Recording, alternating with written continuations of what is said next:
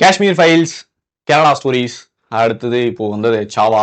தமிழில் வந்து பார்த்தீங்கன்னா திரௌபதி, ருத்ரதாண்டவம், பாகாசூரன், இப்படி புரட்சிகரமான படங்களை எல்லாம் இயக்கி மக்கள் மத்தியில் வன்மத்தையும் கோபத்தையும் எப்படியாவது ஒரு கலவரத்தையும் வந்து உண்டாக்கணும் அப்படின்ற புரட்சிகரமான இயக்குனர் லிஸ்ட்டில் இப்போ புதுசாக வந்து இணைஞ்சிருக்காரு இயக்குனர் இசக்கி கார்வண்ணன். அவர் படம் இன்னைக்கு வந்து ரிலீஸ் ஆயிருக்கு. என்ன படம் அப்படின்னு சொல்லிட்டு பார்த்தீங்கன்னா பரமசிவனும் ஃபாத்திமா. ஸோ இதுதான் ஒரு படத்துடைய டைட்டில். இந்த படம் வந்து ட்ரைலரை பார்த்துட்டே முடிவு பண்ணிட்டோம். இது வந்து பார்த்தீங்கன்னா ஒன் ஆஃப் த ஒரு ஆன்டி எலமெண்ட் ஸ்டோரியாக தான் இருக்க போது, அதுக்கு மேலே அதில் ஒன்றும் இருக்காது அப்படின்ட்டு. அதே மாதிரி தான் உள்ளே போய் உட்காந்துருந்தது, அந்த எலமெண்ட் மட்டும்தான் இருந்துச்சு. ஸோ எப்படி வன்மத்தை வந்து குட்டி வைக்கணுமோ, அதுவும் பிற மதத்து மேலே இந்த மாதிரி குட்டி ஏற்றணுமோ அப்படிலாம் வந்து ஏற்றி வச்சுருக்காங்க. திண்டுக்கல் பக்கத்தில் ஒரு சுப்பிரமணியபுரம், அப்புறமா யோகாபுரம் அப்படின்னு சொல்லிட்டு 2 ஊராக பிரிஞ்சிருக்காங்க. இந்த பக்கம் சுல்தான்பேட்டை. ஸோ இந்த 3 ஊருக்குள்ளே என்ன மாதிரியான பிரச்சனை வருது, அந்த 3 ஊர் பூர்வகுடிலாம் யாராக இருந்தாங்க, அவங்க வந்து இந்து மதத்தில் வந்து சேர்ந்துருந்தாங்க, கிறிஸ்தவம் வந்து இந்த மிஷினரிஸ்லாம் வந்து மாற்றிட்டாங்க, வேலைக்காக மாறிட்டாங்க, இப்படி பல விஷயங்களாக வந்து மாறிட்டாங்க அப்படின்ற மாதிரி கதை சொல்ல ஆரம்பிச்சிருக்காங்க. ஆக்சுவலாக ஆரம்பம் வந்து பார்த்தீங்கன்னா கொலை, தொடர்ந்து கொலை நடக்குது, எதனால் நடக்குது, ஏன் நடக்குது. அந்த ஃபர்ஸ்ட் ஹாஃப் போர்ஷன்லாம் எனக்கு வந்து ஒரு கட்டத்துக்கு மேலே பார்க்க முடியல, தூங்கிட்டேன் சென்டரில். அப்புறமா செகண்ட் ஹாஃப் தான் சரி ஓகே அப்படின்ற அளவுக்கு இன்டர்வல் வந்த அப்புறமா தான் மூஞ்சி இதெல்லாம் கழிட்டு வந்து உட்காந்தேன். அப்படியே மொத்தமாக ஒரு வன்மம், இந்துத்துவா மைண்ட் செட்டில் கிட்டத்தட்ட சங்கிகளுக்கு சப்போர்ட்டாக அப்படி தான் ஒரு இது பண்ணியிருந்தாரு.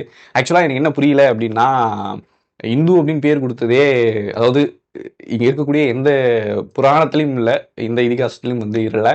வெள்ளைக்கார காலத்தில் வந்து கொடுக்கப்பட்ட பிரிட்டிஷ் வந்த அப்புறமா இந்த நேம் வந்து வருது. அதை வந்து பெரியவாவிலே வந்து சொல்லியிருக்கா. அதெல்லாம் வந்து இருந்தாலும் இங்கே வந்து நம்ம ஹிந்து அப்படின்னு சொல்லிட்டு இது பண்ணிருக்காங்க. சாதி பிரச்சனைலாம் அவங்க கண்ணுக்கு தெரியவே இல்லை போல. மதம் மாறுறாங்க அப்படின்னா இங்கே இருக்கிற ஒடுக்குமுறை ஒன்று இருந்துச்சு, அதெல்லாம் இவங்க வந்து எப்பயுமே பேச மாட்டாங்க. தமிழ் சினிமாவில் இல்லைங்க, இந்தியாவுக்கே ஒடுக்குமுறை வந்து பார்த்தீங்கன்னா ரஞ்சித் அப்புறம் மாரி செல்வராஜ் வந்தப்பறம் தாங்க வந்துச்சுன்ற அளவுக்கு வந்து இவங்கெல்லாம் பேசிட்டு இருப்பானுங்க. அவ்வளோ நல்ல உள்ளங்கள், அவ்வளோ வன்மம் வந்து உள்ளவே இருக்கு இல்லையா. அதனால அடிப்பட்டவங்களுடைய வழியை வந்து சொன்னால் இப்படி வந்து மாற்றி பேசுவாங்க. ஸோ இதுதான் இப்படியான டைரக்டர்ஸ் வந்து ஒரு படம் வந்து எடுக்கிறாங்க அப்படின்னா எந்த அளவுக்கு இருக்குன்றதை மட்டும் யோசிச்சு பார்க்கலாம். ஸோ இப்படிதான் இருந்துச்சு. ஒட்டுமொத்தமாக மொத்த படமும் வந்து ஒரு முழு வன்மத்தை வந்து இறக்கி கக்கி வச்சிருந்தாரு. ஆக்சுவலாக எனக்கு என்ன புரியல அப்படின்னா, இதில் வந்து எனக்கு ரொம்ப பிடிச்ச 2 ஆக்டர்ஸ் அப்படின்னு சொல்லிட்டு பார்த்தோன்னா, ஒன்று விமல், இன்னொன்று வந்து எம்எஸ் பாஸ்கர் சார். இவங்க 2 பேரும் எப்படி இந்த ரோலுக்குலாம் ஒத்துக்கிட்டாங்க, ஏன் நடித்தாங்க அப்படின்ற ஒரு கேள்விக்குறி தான் எனக்கு வந்து இருந்துகிட்டே இருந்துச்சு. அவ்வளோ ஒரு வன்மம் வந்து இருந்துகிட்டே இருந்துச்சு. இவங்களாம் அடிப்படையாக வரலாறு படிப்பாங்களா, இவங்களுக்கு கொஞ்சம் மூளை இருக்கா, இப்படி ஒரு மக்கள் மத்தியில் இப்படியான கருத்துக்களை வந்து எடுத்துகிட்டு போய் வைக்கிறோமே, இது வந்து எவ்வளோ பெரிய வயலன்ஸை கிரியேட் பண்ணால் எந்த அளவுக்கு இருக்கும். பெருசாக படத்துக்கு யாரும் வரல, அது வேறு விஷயம்.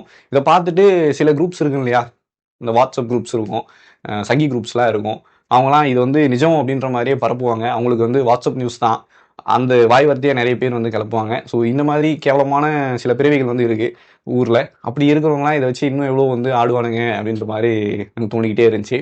ஸோ ஒட்டுமொத்தமாக இதை தான் நான் சொல்லுவேன் படத்தை பற்றி.